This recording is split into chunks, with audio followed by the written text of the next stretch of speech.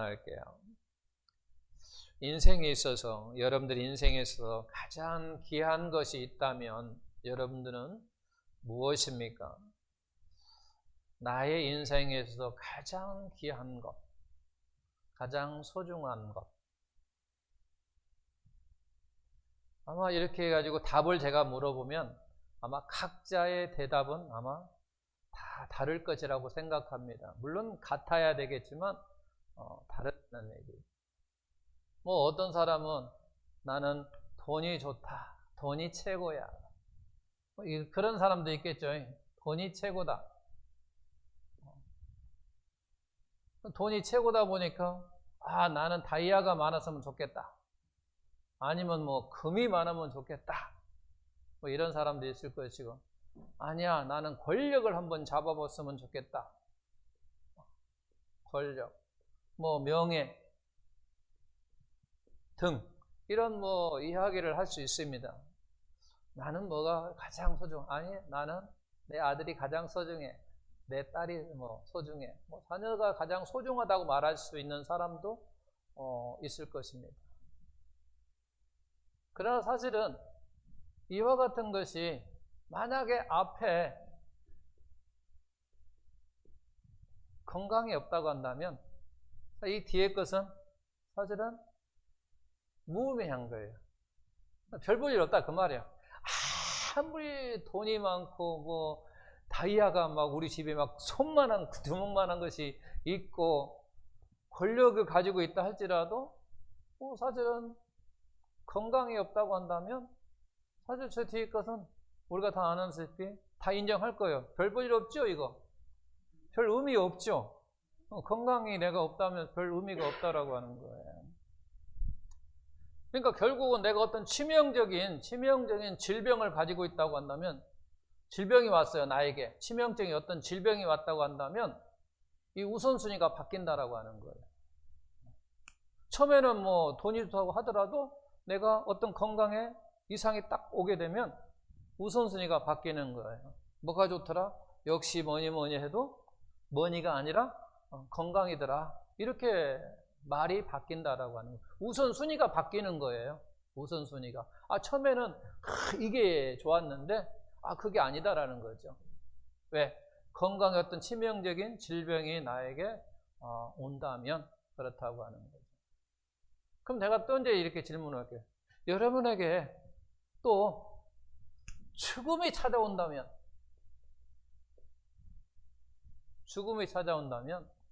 다 사실은 또 의미가 없어요.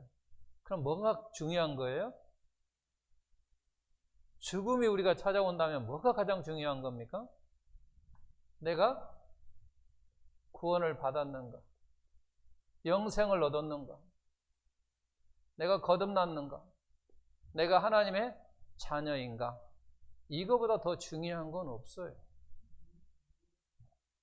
그래서 결국은 우리는 우리의 인생 가운데 가장 귀하고 소중한 것이 무엇입니까? 라고 묻는다면 우리는 뭐라고 대답해야 됩니까? 구원받는 거예요. 죄를 뭐 하는 거? 해결받는 거. 이 죄를 해결받는 것이 우리의 인생에서 가장 소중한 거예요. 아무리 내가 건강해서 돈이 많고 뭐 권력을 가지고 있다 할지라도 죽음 앞에 딱 서면 이거 다 별 볼 일 없는 거예요. 의미가 없는 거예요. 그래서 우리는 어떻게 생각이냐면 구원받고 건강하고 부자인 거. 너무 욕심인가요? 우리는 이런 삶을 살아야 됩니다. 구원받고 건강해서 경제적으로 부유한 성도, 그런 은혜 속에 사실 예수님 이름으로 축원합니다. 그래서 저나 여러분이나 우리의 인생 가운데 가장 소중한 거고 귀한 것이 무엇입니까? 라고 묻는다면 답은 똑같아야 돼요. 여기 있는 사람 다 똑같아야 해요. 다르면 안 된다는 거예요. 다 똑같아야 돼요. 우리의 인생에 가장 중요한 게 뭐다고요? 구원받는 거죠. 죄를 해결받는 것이 가장 우리 인생에서 가장 소중한 거예요. 그렇지 않냐고 내가 건강해서 많은 세월을 경제적으로 부유하고 우리가 살았다 할지라도 길어봤자 우리 오늘날 인생 몇 세? 100세요, 100세. 영원한 삶 속에 처음도 없고 끝도 없는 그 영원한 삶에 그냥 100세라고 하는 것은 점도 못한 인생이에요. 근데도 우리는 그 100년에 모든 것을 살아가고 있다라고 하는 거예요. 그래서 무엇보다 우리 인생 가운데 가장 소중하고 귀한 것은 뭐다? 구원받는 거예요. 구원받는 거예요. 죄의 문제를 해결받는 것. 그러므로 말미암아 내가 하나님과 함께 동행하며 사는 삶. 그거보다 더 소중하고 귀한 것은 없다라고 하는 거예요. 그래서 앞으로는 여러분들 이거 다 기억하시기를 바랍니다. 우리 인생 가운데 나의 삶 가운데 가장 중요한 것이 뭐다? 구원받는 거다. 나의 삶 가운데 가장 귀하고 소중한 건 뭐다? 죄를 해결받는 것이다. 그래서 하나님과 함께 동행하는 삶이다. 그런 삶 속에 내가 건강을 추구하고 그런 삶 속에 건강과 함께 또 다른 어떤 것을 추구하는 삶이 가장 인생에 최고 의미 있는 가치 있는 우리의 인생의 삶이라고 하는 거예요. 그렇지 않으면 나머지는 그야말로 그냥 짧은 인생의 무의미한 그와 같은 인생이라고 하는 거예요. 그다음 제가 이제 또 한 가지 질문을 하게 되면 우리가 이제 구원받았어요. 죄를 해결받은 사람으로서 그러면 가장 또 소중하고 귀한 것은 뭡니까? 이제 구원받은 사람으로서 가장 귀한 것이 뭐냐고 묻는다면 여러분들은 뭐라고 대답을 하겠습니까? 라고 물으면 이것도 아마 뭐 사람마다 대답이 좀 더 다를 것이다 라는 생각을 합니다. 그러나 우리는 죄를 해결받고 구원받은 사람으로서 믿는 사람으로서 하나님의 자녀로서 가장 소중하고 귀한 것이 뭐냐라고 묻는다면 사명을 알고 그 사명을 충실히 헌신하는 겁니다. 다시 한번 이야기할게요. 사명을 알고 뭐 한다고? 그 사명을 충성되이 헌신하는 삶이 하나님의 자녀로서 가장 귀하고 소중하다라고 하는 거예요. 결혼한 사람이 뭐가 가장 소중할까요? 여러분들은 결혼한 사람. 그것도 대답이 또 뭐 여러 가지로 할 수 있지만요. 사실은요. 결혼한 사람이 가장 중요한 것은요. 다른 거 없어요. 어떤 사람은 뭐 사랑이다? 여러분 우리가 사랑을 너무 만무하면도 안 됩니다. 뭐 사랑이라고 대답할 사람도 있어요. 그러면 제가 이렇게 대답하면 또 대답해 봐야 돼요. 정말 사랑만 있습니다. 결혼한 두 사람이 사랑만 있으면 된다라고 말을 하는데요. 우리는요. 사랑은요. 이성적인 사랑과 조건적인 사랑을 겸하여 있어요. 우리 사랑은요. 그야말로 조건적인 사랑이에요. 이유가 있는 사랑이라는 얘기예요. 이유 있는 사랑.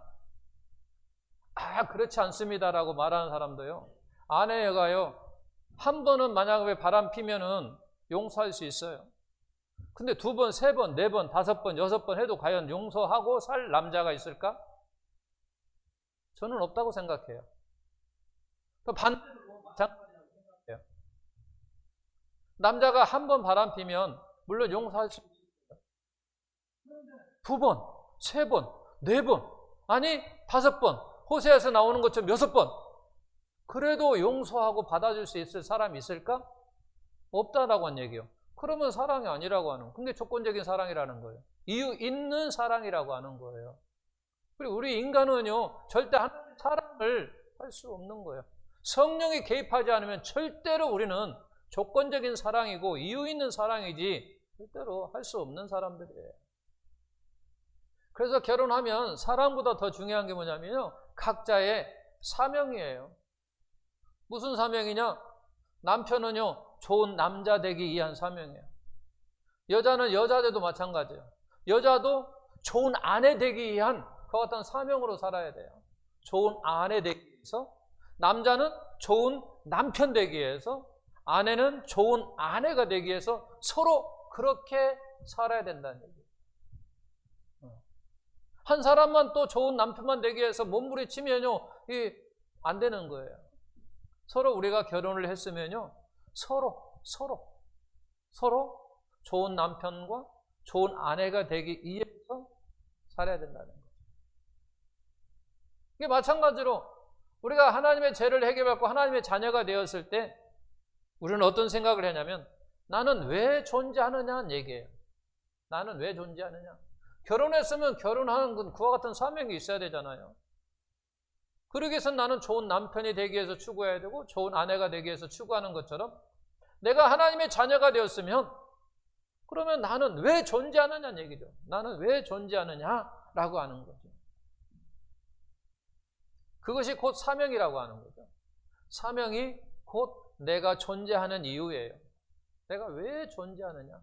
내가 하나님의 자녀로서 왜 존재하느냐라고 하는 거예요. 우리는 이 생각을 늘 해야 된다라고 하는 가장 중요한 거예요.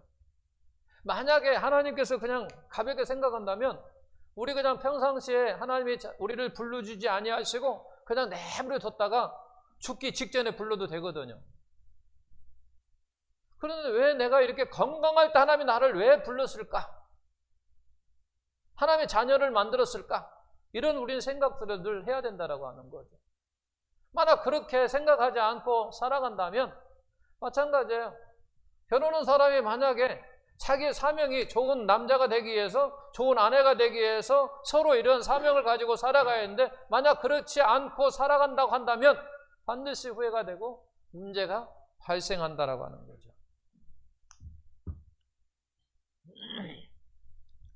우리가 사명과 전혀 상관없는 삶을 산다고 한다면 반드시 우리는 문제가 생겨요. 그러잖아요. 결혼한 사람이 결혼한 생각을 못하고 평상시 내가 결혼하기 전의 모습으로 청년이 예를 들어서 그냥 직장 다닐 때 직장 동료와 같이 술 먹고 마시고 그냥 늦게 들어가 보니까 집에 가니까 아내가 있네. 이런 생활을 산다고 생각해 보십시오. 안 된다는 거지. 하나님 우리 관계에서도 마찬가지로 내가 하나님의 자녀가 됐으면, 하나님의 아들이 되었으면 내가 왜 하나님의 아들이 되었을까? 존재하는 이유가 뭘까라고 하는 그런 생각들을 해야 된다라고 하는 거죠. 그래서 내 사명이 무엇인가라고 하는 그와 같은 질문에 나름대로 정확한 자기의 답을 가지고 살아가야 된다라고 하는 거죠. 그렇지 않으면 결국은 그와 같은 삶이 어리석은 삶이라고 하는 거예요. 한번 생각해 보십시오. 학생이 학생의 신분으로서의 사명을 몰라. 그러면 다 아는 거 아니겠어요? 뻔한 거잖아요. 직장인으로서 그 직장인으로서 살아가는데 자기 사명을 몰라. 그럼 출근을 할 수도 있고 안 할 수도 있어요.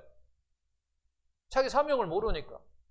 그러니까 직장은 직장인으로서의 자기의 직분과 사명을 잘 알아야 된다라고 하는 거예요. 그래서 우리는 무엇보다도 하나님의 자녀가 되었으니까, 우리는 하나님의 자녀가 되었으니까, 죄를 해결받았으니까 이제 뭔가를 생각해내고 우리가 사명이 무엇인가, 내가 왜 존재하는가라고 하는 거죠. 내가 왜 존재하는가라고 하는 것을 해야 돼요. 그래서 오늘 제목 보게 되면 뭐라고 되어 있어요?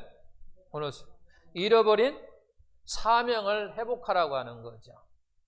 잃어버린 사명을 우리가 이제 회복하자라고 하는 거죠. 회복하자.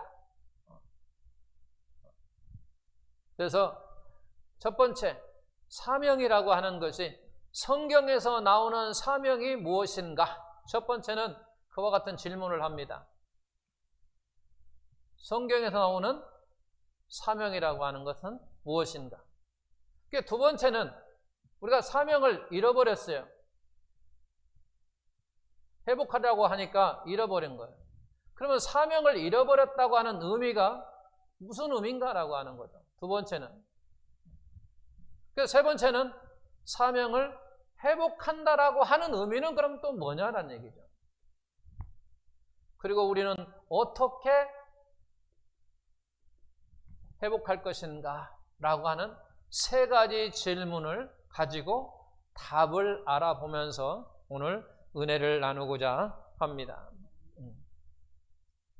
성경적으로 사명이 무엇인가라고 하는 거죠. 그리고 두 번째는 우리가 사명을 잃어버렸다고 하는 의미가 무엇인가. 그리고 사명을 그러면 회복한다라고 하는 것은 무슨 의미고, 그러면 우리는 어떻게 회복할 수 있는가라고 하는 거죠. 첫 번째 사명이라고 하는 것은 우리가 사전적 개념에 보게 되니까 뭐라고 되어 있냐면 맡겨진 임무라고 이렇게 되어 있어요. 맡겨진 임무. 주어진 일, 임무, 일. 이게 바로 사명이라고 하는 거죠. 우리가 사전으로 볼 때 저와 같은 맡겨진 일, 주어진 일이 바로 뭐냐면은 사명이라고 합니다. 이 사전적 개념은 누가 나에게 그와 같은 사명을 맡겨 주었는지가 정확하지가 않아요. 답이 없기에 추상적인 거라고 하는 거죠. 그런데 성경에서 나오는 사명이라고 하는 것은 우리가 보게 되면 하나님께서 나에게 뭐하진 일이에요? 주어진 일이에요. 맡겨준 임무예요. 맡겨준 임무가 바로 사명이라고 하는 거죠. 그러니까 성경 속에서 나오는 사명이라고 하는 건 뭐냐고 하라고 이야기할 때 하나님께서 뭐 한 거라고요? 나에게 맡겨주신 일. 하나님이 나에게 맡겨주신 일. 그래서 여기에는 맡기신 주체가 분명하게 나와요. 누가? 하나님이 누구에게? 나에게 맡겨진 임무, 일이라고 하는 거예요. 그래서 우리가 사명의식이 투철하다고 하는 말을 종종 자주 듣습니다. 직장에서도 보게 되면 사명감이 투철하다, 사명의식이 투철하다, 사명감이 투철하다 라고 하는 그와 같은 말을 우리가 듣는데, 그와 같은 결국 무슨 얘기냐면 우리가 하나님께 사명의식이 투철하다고 하면 결국은 하나님께 나에게 맡기신 일에 대해서 내가 확신을 가지고 늘 생각한다라는 거야. 생각한다라는 거야. 의식을 가지고 살아간다는 거예요. 무슨 의식? 사명의식을 가지고 살아간다라고 하는 거예요. 사명의식을 가지고 내가 살아간다는 거죠. 이게 사명의식에 투철하다, 사명감이 투철하다고 하는 이런 말이 결국 무슨 얘기냐면 그거예요. 사명이라고 하는 이것을 늘 내가 되새기는 거예요. 우리 주님께서 우리가 그렇게 이야기는 깨어있으라고 이야기를 하죠. 깨어있으라고 하는 얘기예요. 그러면 누구한테 깨어있으라는 얘기예요? 하나님께 우리에게 깨어있으라고 말씀한다면 누구에게 깨어있으라는 얘기예요? 하나님께 깨어있으라는 얘기예요. 하나님께 깨어있으라고 하는 얘기는 결국 쉽게 이야기하면 하나님을 늘 생각하라 그런 얘기예요. 나를 항상 깨어있어라, 생각하라, 기억하라 그 말이에요. 결국은 깨어있으라는 얘기는 기억하라, 나를 기억하라, 나를 생각하라, 늘 네 마음속에 살아서 움직이라, 활동하라, 활력하라 그런 의미로 깨어있으라는 얘기예요. 마찬가지 사명감이 투철하다고 하는 것은 그 사명감, 그에게 주어진 사명을, 일이 그를 늘 생각한다는 얘기예요. 늘 생각한다라고 하는 거예요. 그래서 우리는 사명을 의식하고 산다라고 하는 것은 늘 곧 하나님께 헌신하고 항상 하나님의 뜻에 순종하고 산다라고 하는 그런 의미라고 하는 거예요. 그러니까 결국은 사명에 무지하다라고 하는 얘기는 다른 말로 표현하면 하나님의 뜻에 또한 무지하다 그런 얘기예요. 사명, 나에게 주어진 이와 같은 일, 이게 다른 말로 얘기하면 하나님께서 나를 통하여 원하시는 것, 원하시는 일, 원하시는 뜻 이렇게 말할 수 있는 거죠. 그러니까 나에게 주어진 사명이라고 하는 것을 다른 말로 이해하면 하나님께 나에게 원하시는 뜻, 그거예요.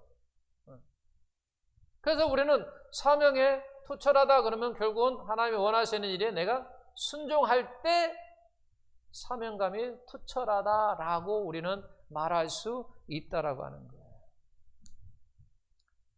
자, 그러면서 이제 오늘 그와 같은 생각을 하면서 오늘 본문 말씀에 보게 되면 창조의 법칙에서 사명을 한번 우리가 적용을 하려고 하는 거예요.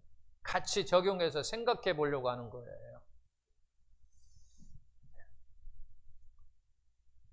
창세기 1장 26절에서부터 29절과 같은 내용에 보게 되면 인간을 창조하신 하나님의 입장에서 볼 때는 우리가 사람을 창조한 하나님의 입장에서 보게 되면 사람을 만드신 목적이 되는 거예요. 하나님 입장에서 보게 되면 내가 사람을 만드신 목적이 되고 우리 피조물 상태에서 내가 볼 때는 하나님이 나를 만드신 이유가 되는 거예요. 나를 만드신 이유. 이게 저의 입장에 보게 되면 하나님이 나를 만드신 이유가 되고 하나님의 입장에서 볼 때는 바로 우리 사람을 만든 그와 같은 목적이 된다고 하는 거예요. 그래서 바로 하나님의 목적이나 우리 사람에서 만드는 이유나 내가 존재하는 이유나 그래서 사명이라고 하는 것은 매우 중요하다고 하는 사실입니다. 그래서 본문제 창세기 1장과 2장을 통해서 우리가 발견할 수 있는 하나님의 인간을 창조하신 목적이 나옵니다. 창조하신 목적이 뭐예요? 하나님은 우리 사람을 만들었는데 하나님이 우리 인간을 만드셨어요. 창조하셨어요.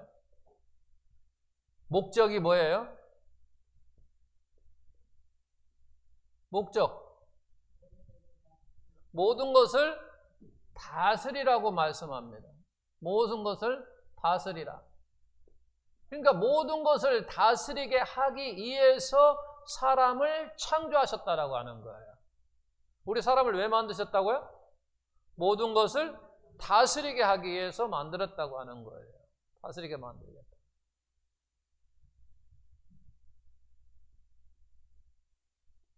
나의 입장에서 보게 되면 이유예요, 이유. 하나님이 나를 만드신 이유. 그것이 곧 사명이라고 하는 거예요. 나를 만드신 이유가 뭐예요? 하나님이 나를 만드신 이유.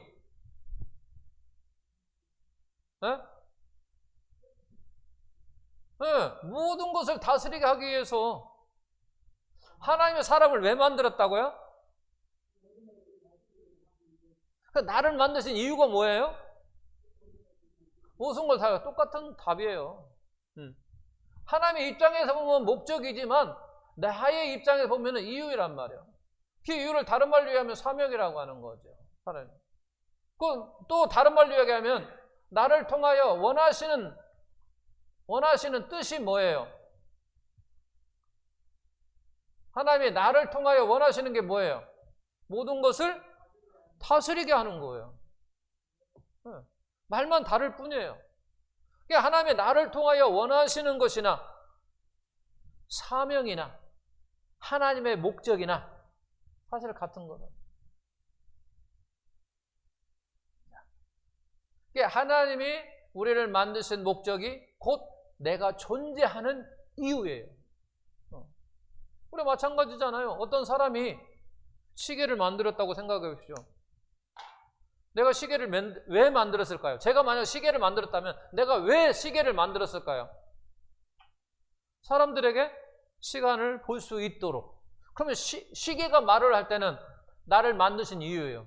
저 인간이 나를 만든 이유는 뭐예요? 사람들에게 나를 통하여 시간을 보여주려고 하는 거예요. 이게 똑같은 거예요. 이유가. 그러니까 우리는 먼저 오늘 말씀은 일단 하나님의 우리 인간을 뭐하러 만드셨다? 뭐하러 만드셨다? 다스리게 하기 위해서 만드셨어요. 그 다음에 2장 우리 18절에 보게 되면 뭐라고 나와 있어요? 2장 18절은 이제 하나님이 여자를 만들었어요. 그죠? 여자를 만드셨어요. 여자를 왜 만들었어요? 돕는 배필로 만들었어야.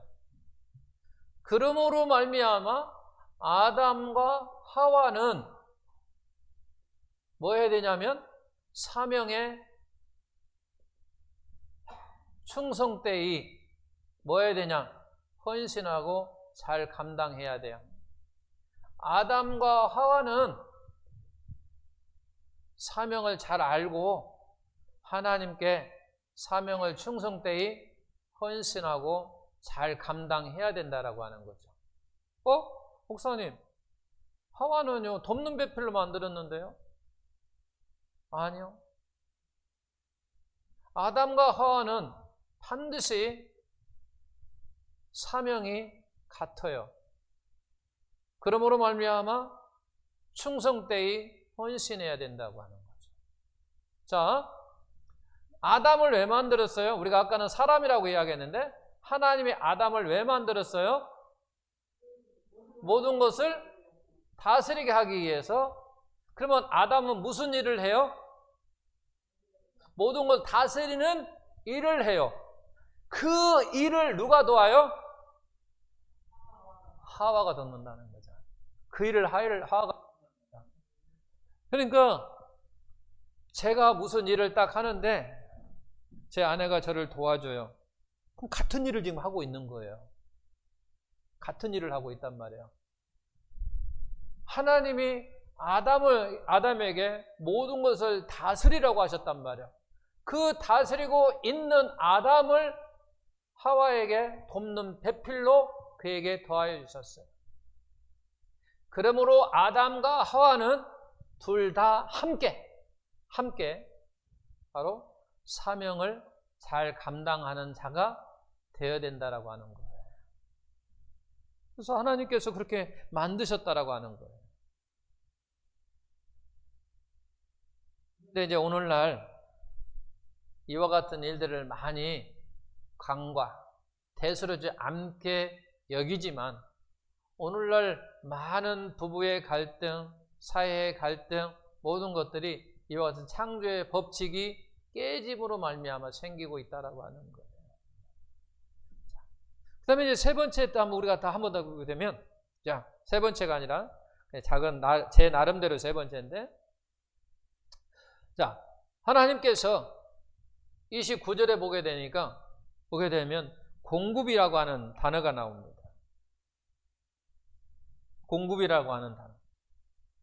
자, 잘 보십시오. 하나님이 사람을 만드셨어요. 그죠? 뭐 하려고? 다스리게 하려고. 그러죠? 다스리게 하려고. 그리고 다스리면 뭐 한다고 이야기하냐면 공급한다고 이야기를 하고 있어요.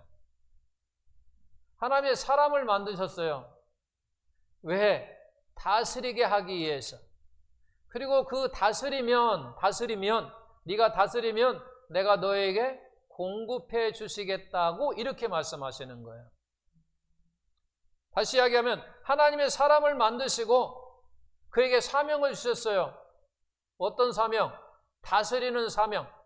그 사명을 잘 감당할 때 바로 공급해 주시겠다고 약속하신 거예요.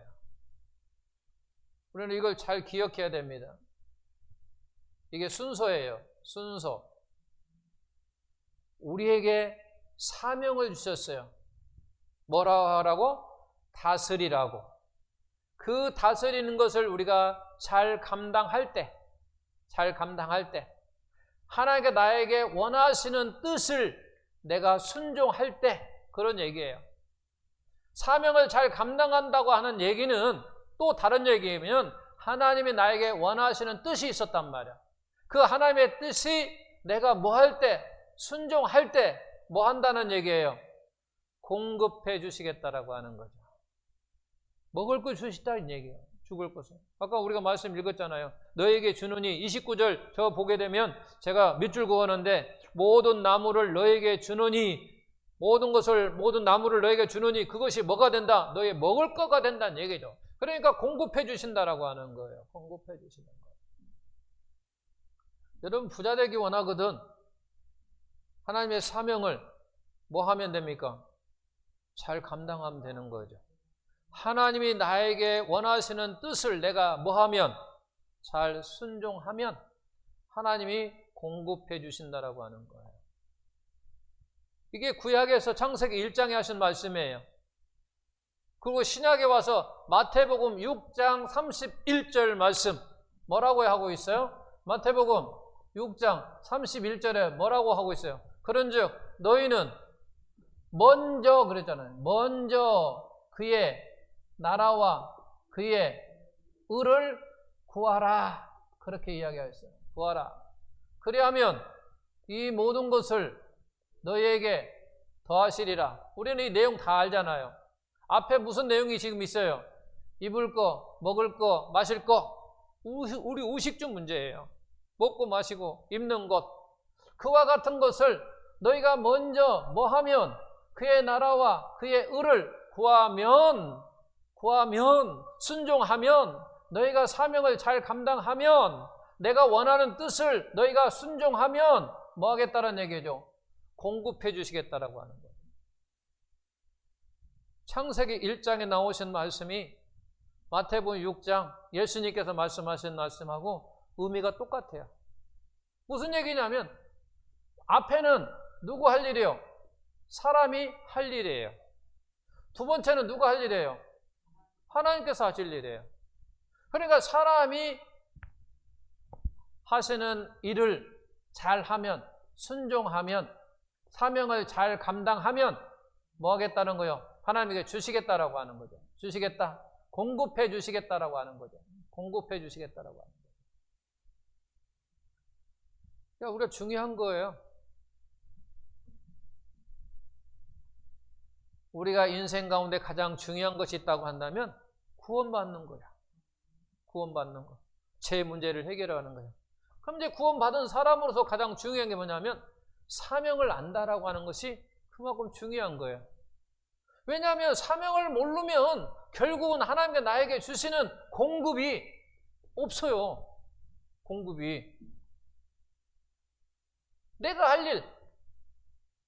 할 일이 있단 말이야. 내가 할 일이 있어요. 그냥 하나님께서 뭐 주시기도 하십니다. 하지만 이와 같은 말씀으로 우리에게 그러는 거예요. 네가 할 일을 하라는 거예요. 네가 먼저 그의 나라와 그의 의를 구해봐라. 그러면 내가 먹을 걸 주겠다는 얘기죠. 내가 의식주를 책임져 주시겠다라고 하는 거죠. 그것이 창세기 말씀에도 말씀하고 있어요. 내가 아담을 창조한 이유는 뭐냐면, 목적이 뭐냐면 내 대신 다른 것을 다스리게 하기 위한 거예요. 다스리게 해서. 그래서 네가 그걸 잘 다스리면 공급은 내가 주겠다라고 하는 거죠. 마태복음 6장에서도 이 앞에 내용 보면 뭐라고 하냐면 너희는 염려하지 말라 그런 얘기들이죠. 염려하지 말라. 그리고 또 여기 말씀 끝나고 나서 염려하지 말라고 이야기해요. 무슨 얘기냐면 너희는 염려하지 말고 네 할 일만 똑바로 해 그런 얘기예요. 네가 할 일만 똑바로 하게 되면 내가 너에게 공급해 주시겠다라고 하는 거죠. 이 모든 것을 너에게 주시겠다라고 하는 거죠. 이게 우리 입장에서는 내 할 일만 하면 하나님께 나에게 주시는 일, 나에게 맡겨진 사명을 잘 감당하면 하나님께서 공급해 주시겠다라고 하는 거죠. 그런데 나에게 주신 그 사명을 잘 감당하지도 않으면서 하나님께 복만 받는다고 한다면 그건 잘못된 거라는 거예요. 하나님이 우리에게 약속하신 것은 바로 이렇게 약속하셨어요. 나를 만드신 목적, 나를 통하여 원하시는 뜻, 그게 곧 사명이라는 얘기죠. 그 사명을 잘 감당할 때, 하나님의 뜻을 내가 잘 순종할 때 하나님께 나에게 공급해 주시겠다, 먹을 것을 주시겠다고 그렇게 말씀하고 있다라고 하는 거죠. 그래서 우리는 이 순서도 매우 중요하다라고 하는 거죠. 내가 할 일이 있고 하나님께서 하실 일이 있다라고 하는 거죠. 그래서 바로 순종과 여기에서 우리가 공급을 볼 수가 있다라고 하는 거죠. 내가 할 일과 우리 하나님께서 하실 일이 있어요. 결국 염려라고 하는 건 어디서 생기느냐? 염려는 어디서 생기느냐? 내가 할 일을 하지 않았을 때 생기는 거야. 내가 할 일을 했다고 한다면 그냥 공급해 주시는데 그렇지 않으니까, 생기지 않으니까, 공급이 안 되니까 염려하고 걱정하는 거예요. 그러니까 염려한다는 얘기는 결국 내가 할 일을 제대로 하지 않았다라고 하는 얘기가 나온다라고 하는 거예요. 하나님은 우리에게 이렇게 사명을 우리가 또 알아야만이 우리의 삶 가운데 풍성함과 윤택함이 있다라고 하는 거죠. 근데 이런 걸 하나님의 공의로 보아야 되는 거예요. 공의로. 근데 이와 같은 공의를 사랑으로 보면 안 맞아요. 사랑으로 보면 안 맞는단 말이에요. 그러니까 하나님 말씀은 사랑과 공의의 하나님이에요. 어떤 때는 사랑으로 대하실 때 있지만 어떤 때는 정확하게 공의로 역사하실 때가 있거든. 이와 같은 말씀은 하나님께서 반드시 공의로 역사하시고 계신다라고 하는 거죠. 공의로 역사하시고 있는데 하나님은 사랑이시잖아요. 무조건적인 사랑이잖아요. 내가 하나님의 자녀니까 그냥 두시잖아요. 이렇게 물론 해석할 수도 있어요. 근데 오늘 말씀은 철저하게 공의로우신 하나님을 말씀하시는 거예요. 반드시 네가 할 일이 있다. 네가 씨를 뿌려라. 많이 뿌려라. 그리하면 내가 풍성에 거두게 해주시겠다라고 하는 공의의 하나님으로서 말씀하시는 거예요. 공의로. 그래서 여기도 말씀에 네가 할 일이 있다. 네가 할 일이 있다. 사람이 할 일이 있다라고 하는 거죠. 그래서 사명이라고 하는 것이 성경적으로 무슨 의미인가를 제가 지금 쭉 설명을 이야기했습니다. 그 다음에 그 다음에 나오는 말씀이 창세기 3장 16절 19절 말씀, 아까 우리가 읽지는 않았는데 거기가 이제 어떤 말이냐면 제 결과에 대한 이야기가 나오는 거예요. 죄로 말미암아 우리에게 엄청 어마어마한 것은 영향을 주었어요. 죄로. 이 죄로 말미암아 엄청난 영향을 우리는 받았다고 하는 거죠.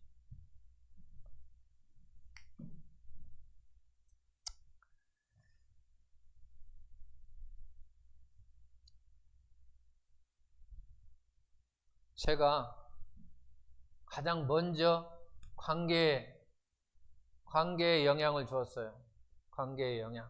첫 번째, 하나님과 우리의 관계, 하나님과 나와의 관계에 영향을 주었어요. 어떻게 됐어요? 이건 대부분 알지요. 우리가 신앙생활 좀 하신 분은 다 알아요. 하나님과 우리 관계가 어떤 관계로 되어버렸어요? 죄로 말미암아 어떻게 됐어요? 분리가 됐어요. 분리가 됐어요. 그리고 교제가 안 돼요. 그렇죠? 이와 같은 말을 성경은 뭐라고 이야기하면 죽음이라고 이야기합니다. 죽었다고 이야기해요. 하나님과 우리 관계가 죽은 거예요. 왜? 영향을 줄 수가 없으니까. 제가 지난번에 설교할 때 죽음이라는 게 뭐냐 할 때 서로 영향을 주지 않는 거라고 그랬어요. 죽음이 뭐냐? 영향을 주지 않아요. 받지도 않고 주지도 않아요. 그러니까 하나님과 우리 관계가 죄로 말미암아 그와 같은 관계가 되었다라고 하는 거죠. 죽음의 관계예요. 영향을 받지 않는 관계가 되어버렸다는 얘기예요. 죄로 말미암아 하나님과거든. 마찬가지로 또 사람 관계도 영향을 받았어요. 사람과 사람의 관계도 우리가 영향을 받았다라고 하는 거죠. 자, 아담과 하와가 처음의 관계가 어떤 관계였냐면 사랑과 순종의 관계였었어요. 돕는 배필로서 순종의 관계였어요. 아담은 하와를 사랑하고 하와는 아담에게 순종하는 그와 같은 관계였어요. 그러니까 성경의 1장을 좀 읽어보면 그걸 알 수 있어요. 하나님이 돕는 배필을 하와를 만들어 왔을 때 얼마나 그가 사랑스러웠습니까? 내 살 같은 여자야, 내와 뼈 같은 여자야 라고 하면서 얼마나 행복해했습니까?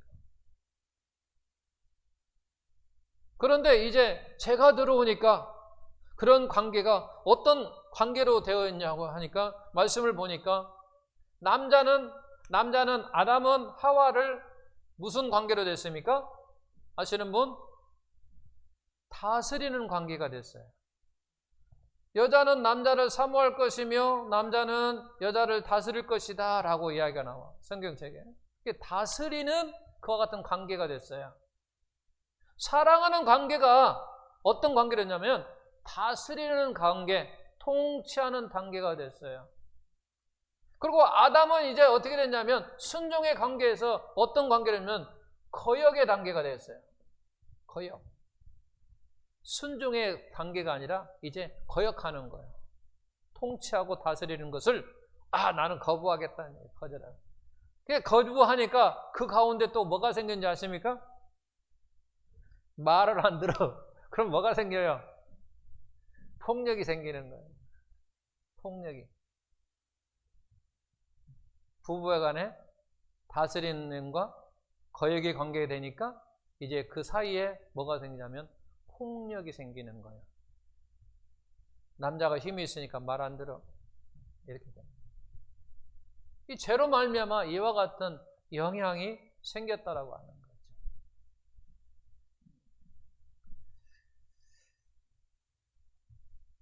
우리는 이 관계를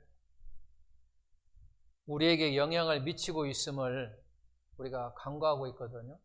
이 죄로 말미암아 이렇게 변한 영향을 받은 이와 같은 모든 것들을 우리는 대수롭지 않게 여긴다 이 말이에요. 근데 사실은 깊은 관계가 있음을 우리가 알고 있어야 된다는 거죠. 부부의 갈등이요. 원인이 바로 이와 같은 것에서 생기는 거예요.